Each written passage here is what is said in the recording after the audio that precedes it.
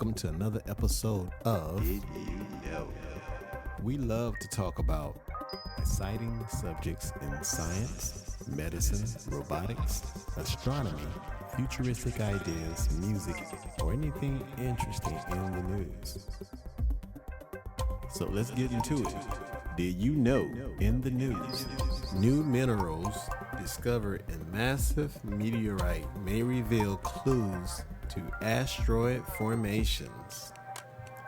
Now, the article reads, a team of researchers has discovered at least two new minerals that have never before been seen on Earth in a 15-ton meteorite found in Somalia, the ninth largest meteorite ever found.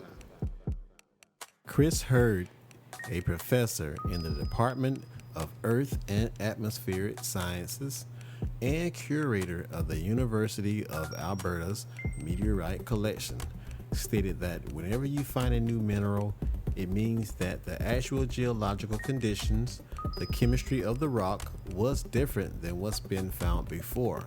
And he stated that's what makes this exciting. In this particular meteorite, you have two officially described minerals that are new to science. In this particular meteorite, you have two officially described minerals that are new to science. The two minerals found came from a single 70-gram slice that was sent to the U of A for classification, and there already appears to be a potential third mineral under consideration.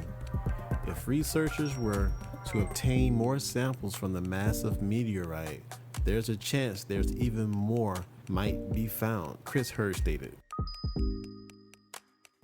Two newly discovered minerals have been named Meteorite and Elkinstantonite.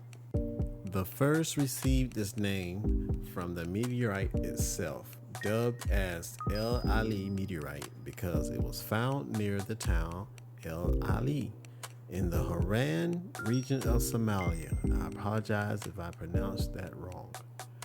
Hurd named the second mineral after Linda Elkinstanton, Vice President of the ASU Interplanetary Initiative, professor at Arizona State University School of Earth and Space Exploration, and principal investigator of NASA's upcoming Psyche mission. Chris stated that Linda has done a lot of work on how the core of planets form, how these iron nickels cores form, and the closest analog we have are iron meteorites. So it made sense to name a mineral after her and recognize her contributions to science. In collaboration with researchers at UCLA and the California Institute of Technology, Hurd classified the El Ali meteorite as a iron IAB complex. It's a meteorite of over 350 in that particular category. As Hurd was analyzing the meteorite to classify it, he saw something that caught his attention.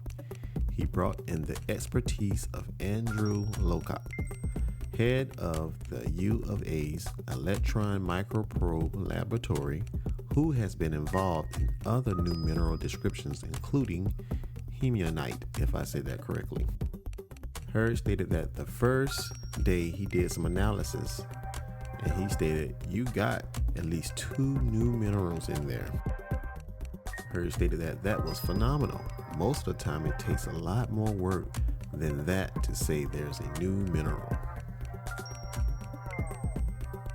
Locott's rapid identification was possible because of two minerals had been synthetically created before, so he was able to match the composition of the newly discovered natural minerals with their human-made counterparts. Researchers continue to examine the minerals to determine what they can tell us about the conditions in the meteorite when it formed. He stated that that's my expertise, how you tease out the geological process and the geological history of the asteroid. This rock was once part of it. He also stated, I never thought I'd be involved in describing brand new minerals just by virtue of working on a meteorite. He also stated his notes that any new mineral discovery could possibly yield exciting new uses down the line. And he stated, whenever there's a new material that's known, material scientists are interested too because of the potential uses in a wide range of things in society. While the future of the meteorite remains uncertain, Hurd states that the researchers have received news that it appears to have been moved to China in search of a potential buyer. It remains to be seen whether additional samples will be available for scientific purposes. Hurd also describes the findings at the Space Exploration Symposium on November 21st. Now I'm gonna leave the video here so you can watch it, or some parts of it that you can watch. I haven't decided yet, but until then, you all stay safe, and I'll talk to you soon. And also leave a comment. Let me know your opinion on this, and I need to get out some more episodes for you all, and I am working on it. All right, talk to y'all later, and have a good day. All right, so our next speaker is my co-host and the director of the Institute ICET, Dr. Chris Hurd, who will talk about meteorite, which is his specialty. And he may define different meteorites and meteorones. And so it would be nice to hear what he has for us. Join me in welcoming, please. Okay, now I'm going to talk to you about the El Ali meteorite. This is kind of an interesting story. Turns out it's, so we do a lot of meteorite classification here. I'm the curator of the Universal Alberta Meteorite Collection.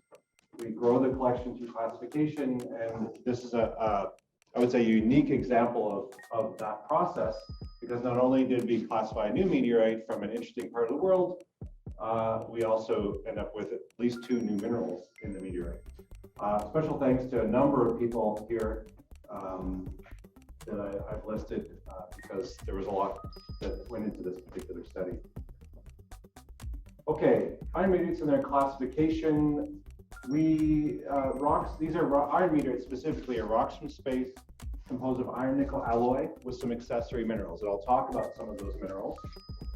They are classified on the basis of their bulk composition in order to get a chemical classification. This diagram on the upper right here plots, for example, either germanium or iridium on the y-axis versus nickel along the x-axis. And the different colors and the different Roman numeral combinations there are representative of different chemical groups. So an example would be the 2AB, so Roman numeral 2AB group is shown in kind of a puce color, I guess it is, on those diagrams, and they fall in specific areas of that diagram. So we do this type of classification fairly routinely on these types of meteorites and other types of meteorites. And when you classify a new meteorite, the type specimen of that meteorite, a minimum amount of material goes into type specimen repository, and the University of Alberta Meteorite Collection is such a repository. So it becomes part of our collection, and we can add another one to the collection, and that helps to grow the collection through this process of classification. Now, most iron meteorites, interestingly, were once part of the core of an asteroid. So there's 13 chemical groups. There's a number of meteorites that are not grouped with other meteorites, but that's at least 13 different parent bodies or asteroids that have now been completely disrupted because these are the samples of the core of that asteroid. So this is showing you a diagram here. Just like the Earth and other planets, these asteroids differentiated into a core, a mantle, and a crust. And so the iron core at some point formed a concentration of iron and nickel and other elements. And then that body was disrupted and to liberate the thing that would eventually become an iron meteorite. And before I go on, I'll just say that the concentrations here of the elements that we're talking about are on the parts per million level. So You know, nickel is on weight percent, cobalt subweight percent, and these other ones are all parts per million. So they do include precious metals like iridium, platinum, and gold, but they're very low concentration. So, okay, LLE is a 15.5 ton mass iron meteorite that was found in the Hiran region of Somalia, which is about 15 kilometers northwest of a small town called LLE. You can see pictures of it that were provided by the finders here from the field. At 15.5 tons, it's the 9th largest meteorite in the entire world, ever been described. It was known by camel herders for something like 5 to 7 generations, reportedly used as an anvil to sharpen their knives. I got involved because some prospectors were out in 2019, 2020. They were looking for opal in the area. They came across this or knew about this, and they removed some material, wanted to know if it was a meteorite. They used a portable X-ray fluorescence spectrometer or sent it off for analysis, showed that it did have nickel in it, which is a good indication that it could be a meteorite. And then they sent some material to me here and to my colleagues at UCLA. In the meantime, the main mass was removed from the field. It was taken to Mogadishu. That's where the weight was obtained. It was confiscated by the government for a while, and then it was released. And the last I heard, it's now been removed from the country. It's now in China. I don't know if it's looking for a buyer, or if there is a buyer, or what's happening exactly. But so there's a whole other aspect of culture of heritage I don't have time to go into, but it has been removed from the country, unfortunately, after being there for a long time. This is a specimen on the left here from my colleague Nick Gessler, who looked at it. This is a specimen that was sent to UCLA, and on the right is one of the 2 specimens that we received. And after comparing these, we realized they're 2 pieces of the same sample. This cut here on the lower left on the left-hand side matches the cut on the left side of the specimen on the right. What it is what you're looking at here is the very outside piece that was cut off of the main mass and sent to us. We took the shiny surface there has been polished, so we can look at it in detail. And then on the left, the sample's been polished and then etched with acid to bring out a pattern that's specific to iron meteorites. So we then took a small piece of our sample, dissolved it, analyzed it by what's called ICP-MS. I'll conduct a couple plasma mass spectrometry, which is our way that we do it here to get those trace elements. And at UCLA, they use neutron activation analysis, 2 very just different ways of getting at the same thing. And then this is a diagram on the right from a paper by Wasson and Calamine describing what's known as the 1AB complex. And so this is showing you nickel versus gold. And so both of the sets of results show that it's related to these 1AB complex meteorites, which have a number of sort of different subgroups, et cetera. But this large group of iron meteorites is actually not thought to be part of the core of an asteroid. It's one of the exceptions. It's thought to be formed by impact-induced melting on an asteroid. And the entire group, it's one of the largest groups of iron meteorites, may have been from a single body of once molten metal. So we think of silicates on the Earth as being what we have as molten material. On asteroids, in the asteroid belt, probably through collisions, we may have taken distributed metal, and during impact events, during collisions between the asteroids, that metal, those metal particles became molten and were assembled into one large molten body that then was later broken up. And each of these meteorites may be related then to that molten body. Okay, we then submitted it for classification. I have to really hand it to a professor at Almas University who was able to kind of glean some of the details of the history of this meteorite to provide the history for the write-up. But this is what a write-up looks like. If you go to this website on the lower right, this is from the Meteoritical Bulletin database. So once a meteorite has been classified, we determine what it is, we describe it, we talk about its history, it gets submitted to the nomenclature committee of the Meteoritical Society for approval, along with a suitable name that reflects the location in which it was found. And so it's known as LLE, and this provides all of the details about the classification. Now, when I was doing the classification, when I was looking at the sample, this particular sample shown on the right here, on the scanning electron microscope, I was looking for mineral inclusions because that's also part of the process of sort of describing the meteorite. And I noticed some unusual minerals and some that I couldn't really identify. So after we finished the classification, I sort of said, well, I should really look at that in more detail. And so I cut this piece, and I've shown this arrow here because on the next slide, you'll see the relationship of what's shown in the red square.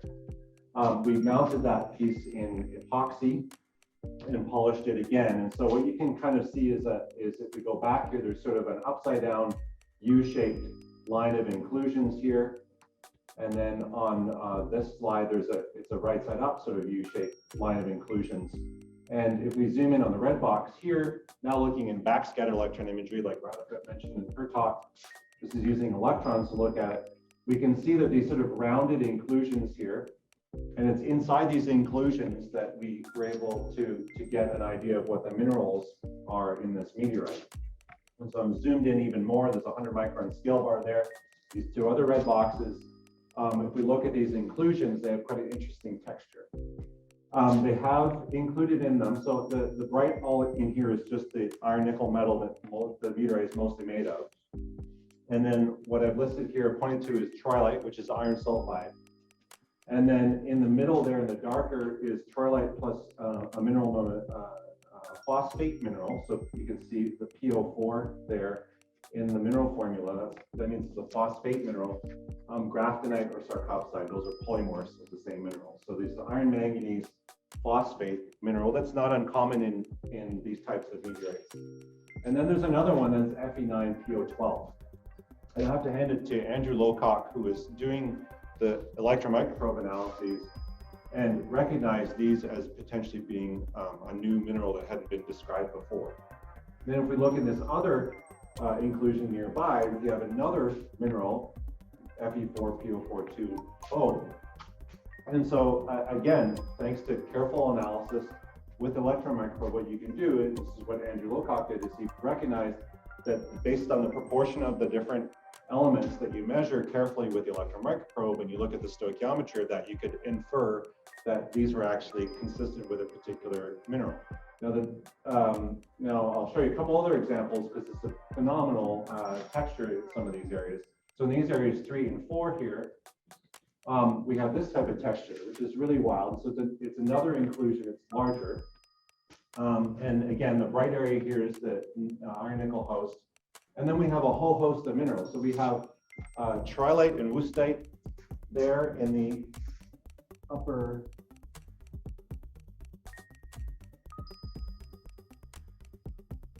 There we go.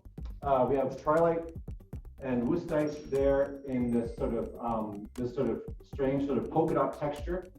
So the medium gray is trilite, and then wustite, which is iron oxide, is there as well. So there's these areas of that mixture. And then there's magnetite in there. And then there's our trilite plus graftonite / sarcopside in the sort of darker areas. And then in these medium gray needles that are circled here, we have more Fe9PO12. So all of these medium grain needles here are this other, what turns out to be a new mineral. And then there's further occurrences in this area of these needles here all around the rim of this inclusion. And then the darker gray in the middle is more of the graftonite. And so the beauty of these two interesting compounds that don't have mineral names is that their stoichiometry, or their indication based on their compositional analysis, is consistent with what was synthesized in the lab in the 80s through experiments just involving iron and phosphorus and oxygen. And so the crystal structures of these phases were known, but they'd never been found in nature before until they were found in this meteorite. And so the beauty of that is you already have the crystal structure, you don't have to figure out the crystal structure. Then you can go and check the crystal structure, which is what our colleague Chima did at Caltech. And then we were able to name these as new minerals. And so these were just approved about 3 weeks ago. And so the first one is Fe9PO4 phase, is officially known as LLEite after the occurrence in the LLE meteorite. And you can see the details of it here. It's a mixed valence, if you're interested, if you're into that kind of thing.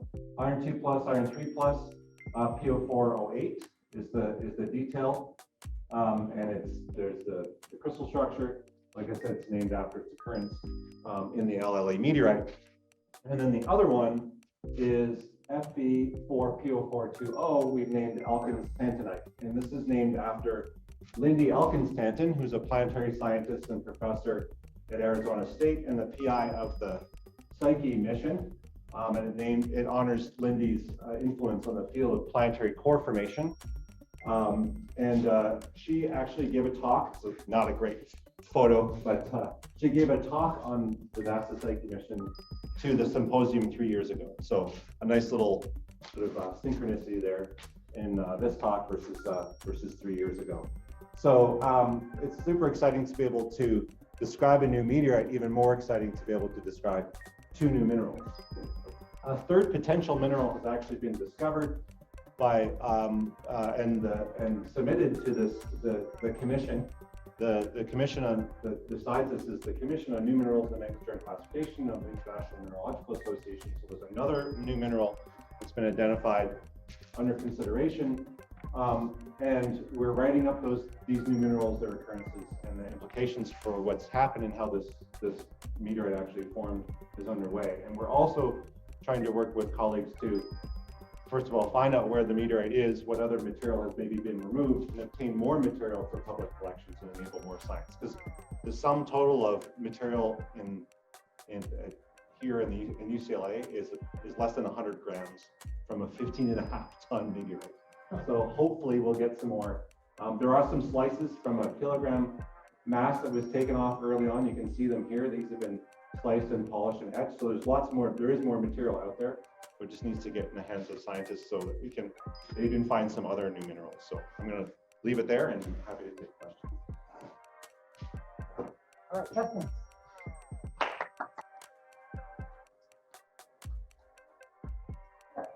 Does anybody know how old is that meteorite? In terms of how long it's been sitting on the surface of the Earth? Yeah. No, but colleagues at my colleague at University of Arizona is working on what's called a terrestrial age, so how long it's been sitting on the surface. So using radiocarbon, similar sorts of things to determine that. So we should have an answer to that. Maybe there should be a way to try to communicate with the Chinese to find out what's going on. Well, my understanding is that there is material in the hands of meteorite dealers and collectors, or will be. I don't know who's actually interested or is buying it, but it is there's a working relationship that people like myself have. When we classify, we do it typically for the meteorite owners. When we work on material, we work with meteorite collectors and dealers to get material. So yeah, hopefully there will be an opportunity to get more into collections for research. Sorry. Very impressive work. Thanks for sharing.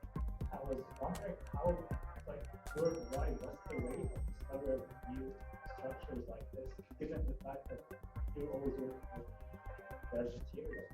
It's not every day that someone's from new positions. That's true, and I do feel very fortunate that we happened to stumble on it, because that's a good word to use it. So we didn't go in looking for new minerals; we just happened to find them. My colleague Chima at Caltech, he actually does go into meteorites looking specifically for new minerals, and in fact, the Thiesenite that Radhika mentioned in her talk was actually described by him, specifically looking for that. And it's done with electron backscatter detectors on a scanning electron microscope. In fact, that's what he did when he checked the crystal structure for us. So you basically can use the way that the electrons interact with the material to get the crystal structure. So he does that as part of his sort of research. But unless you have somebody like that who's actively looking, then most of the time it's like what we did, which is stumbling across there. Certainly, I would just say that there's ample opportunity for that, because I didn't go into it, but every time you find a new mineral, it reflects that a specific set of circumstances, the ratio of the elements redox state of the iron in this case, that gives rise to that mineral as opposed to something else. I mean, there's other, like even these two minerals are very closely related. They're both iron phosphate minerals, but the one formed and then the other formed under slightly different conditions. So meteorites like this represent, you know, like nature's laboratory about how different conditions exist and how you can then produce potentially different minerals, and obviously some that we haven't described yet. I have a question on Ron. Yeah. It's from William Langenberg. He said, if you did new microprobe analysis of Alberta iron meteorite from your collection, do you think we find new minerals, say the John Allen iron meteorite in the 1930s? Yeah, I'll repeat the question. So if we did electron microprobe analysis of iron meteorites in the University of Alberta meteorite collection, would we expect to find new minerals? Possibly. I think I would say I would probably look in the 1AB iron meteorites, like the ones that belong to this large complex. And the reason for that is because it's a large group. There's a diversity as well of compositions. And I didn't go into it, but in the Wasson and Calamine paper, they describe how a number of them have a lot of inclusions of silicate minerals that have probably sort of happened to be included from the molten metal during that sort of maybe original impact event. But there's something about the conditions under maybe the diversity of conditions or history of different parts of maybe this big molten body on an asteroid that has given rise to more diversity in the mineral inclusions. So I would say long story short, it probably help us to sort of maybe target going back to certain types of meteorites like 1AB iron meteorites. Yeah, to be able to maybe look for, if we find these minerals or something similar, then that would give us an indication that we're on the right track and maybe we would find something. Yeah, that's a good question. All right, then. Okay. Thank you very much again. Yeah. Welcome.